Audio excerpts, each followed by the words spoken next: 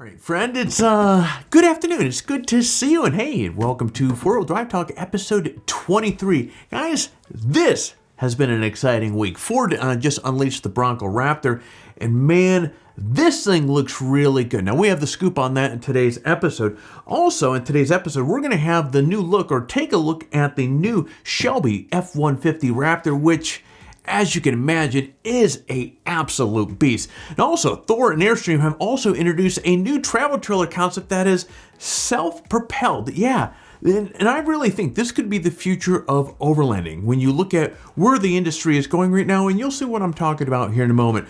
All of that is just in a moment. But first, guys, before we dive into all that oh so fun goodness, if you can do me a big favor, you see, every single week we put these videos together to help you stay informed in small little bite-sized little news nuggets. Now, if we are successful and you find some value, as I ask in every single one of these, if you can go down below and hit that like button, it really does help with the whole YouTube algorithm. That said, my friend, let's get on to this week's headlines.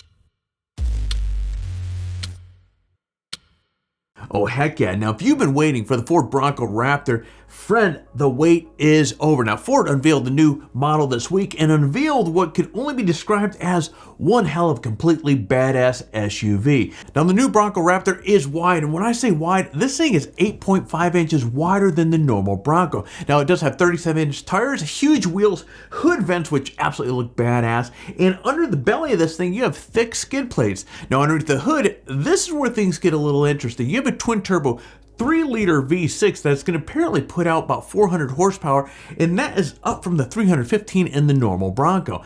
Inside, you're going to get typical Raptor trim that includes leather-wrapped steering wheel, you have padded shifters, carbon fiber trim all over the place, and a 12-inch instrument display that is custom just for the Bronco Raptor. Now, you do get the orange trim and stitching that is pretty much the hallmark with other Raptor models that is also present. Now, you also get some nice upgrades as well.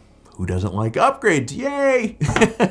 Different interior colors, leather upper dash, sportier seats. Now, if you opt for the Luxe package, you get adaptive cruise control and a 10-speaker B&O sound system. All in all, this thing looks the part of a massive off-road beast. But as popular as the Bronco has proven to be, I think there's going to be really stiff competition for these when it becomes available for pre-order. Think about this.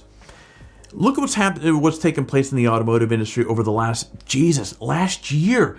Chip shortages have caused serious bottlenecks in terms of dealers getting inventory. And when they do get the inventory, the prices are going up. Hence the reason car prices, spanned over the last 5 years, the average is going up, and that's not a good thing. Now, when you look at a popular vehicle like the Bronco, factor in a Raptor, combine those things together, you know that thing is going to be going through the roof with regards to the pre-orders. Now, speaking of pre-ordering, you can actually do that in the beginning of March. Now, Ford at this point hasn't released any pricing. I'm guessing, who knows, they're probably doing their bean counters, trying to figure out what sort of inventory they're going to have and how much money they can make, which is probably going to be a grip off of these things. But my advice to you, if you want one of these Raptor Broncos, get to the dealership, be in front of your computer with a big wad of cash ready to go, because you can almost see the writing on the wall what's going to take place with this here. There's probably going to be very limited inventory. There's, who knows, maybe even a big ass wait line for that.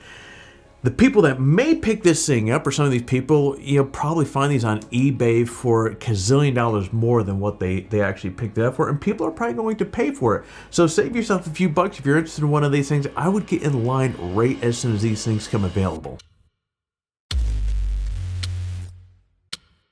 Now, a few days ago, another Raptor was unveiled, and this is the Shelby F-150 Raptor. Guys, as if a stock Raptor, isn't it crazy? Now, Shelby version takes it to a whole new level. Now, up front is a 3.5-liter EcoBoost V6 with a ECU-tuned high-flow intake and aluminum intercooler that boosts output up to a healthy 525 horse, and you get 610 torque. So if you're keeping count, that's 75 more horsepower or 100 more torque than the normal Raptor. That thing's going to be a screaming beast. Now, the Shelby Raptor also comes with benefits of the BDS lift kit, although Shelby hasn't really said how much lift it is actually provided, but the truck does sit on 18-inch wheels and 37-inch tires, so you have a little clearance there already. Now, you also get painted steel bumpers, LED driving lights, a 30-inch LED light bar, a chase rack with another 50-inch light bar on the back of that sucker. Now, so you also get to enjoy leather seats, tinted windows, carbon fiber accents, and a buttload of other features in this thing. And of course, since it's a Shelby, there are logos all over this thing, from the wheels to the tailgate to the engine. And actually, speaking of which, that's the one thing, yeah, for me, personal preference, I don't like about this truck. Everything else on this truck is just a beautiful machine. But when I look at that front side profile, and you see that big ass Shelby logo on the grill of that thing, I'm like, man, that is just too big. I don't know. What do you think? Leave a comment below. Do you feel that the Shelby logo on the front complements the aesthetics of the truck, or do you feel it takes away from it? Would you like to see smaller, or are you okay with the current size? Again, leave a comment below. Anyways, moving on to price. So as you would expect though, this thing is clicking the scale at $125,000, or it's roughly about $60,000 more than the stock Raptor, which all in all, not really surprised. And while this is no doubt an off-road beast, I'm not sure, honestly for me, when you look at it, this is probably gonna be a very limited production run. And when you look at the cost of this thing, I'm not sure I'd wanna go, this thing would just handle it really well, but I don't know, for me, I don't know whether I'd want to go ripping down some back alley wilderness trails with this thing, because you think about it. Every rock chip, every branch scrape, every ding, that's going to be quite soul crushing. Anyways, we'll keep you guys posted on this as more details come out. Now, when I think overlanding, I think having a rugged off-road vehicle towing a rugged off-road trailer, like my Jeep Gladiator to my Turtleback Expedition setup. But Thor and Airstream just unveiled a concept travel trailer that might be the future of overlanding that is way different than what you know or what we know today. Now, their Estream Concept, which is the name of this thing, it looks like your typical Airstream trailer, but the big difference is that it is self-propelled.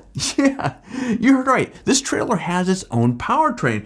Now, specifically, the electric powertrain really helps with some of the responsibilities of the tow vehicle to get down the road by using 2 electric motors in its own battery packs. Now, if you've ever pulled a trailer before, you know how greatly or how much it really reduces the fuel economy of the tow vehicle. This concept vehicle, or this concept trailer rather, is going to change all of that. Now, according to Thor, the trailer could be used with a gas or diesel powered tow vehicle, or better yet, an electric tow vehicle, which personally, I think that's where the future is really aiming at this thing here. And on top of propelling itself here, the trailer's motors could be used to capture the energy as that thing is braking, which of course is going to extend the range of the electric motors on that. And that's not all. So when you unhook the trailer from your vehicle, the trailer can be controlled with your phone. So you can do the normal stuff like turning on and off lights, but this is where it gets really cool. You can actually maneuver the trailer like parking it into a camping spot.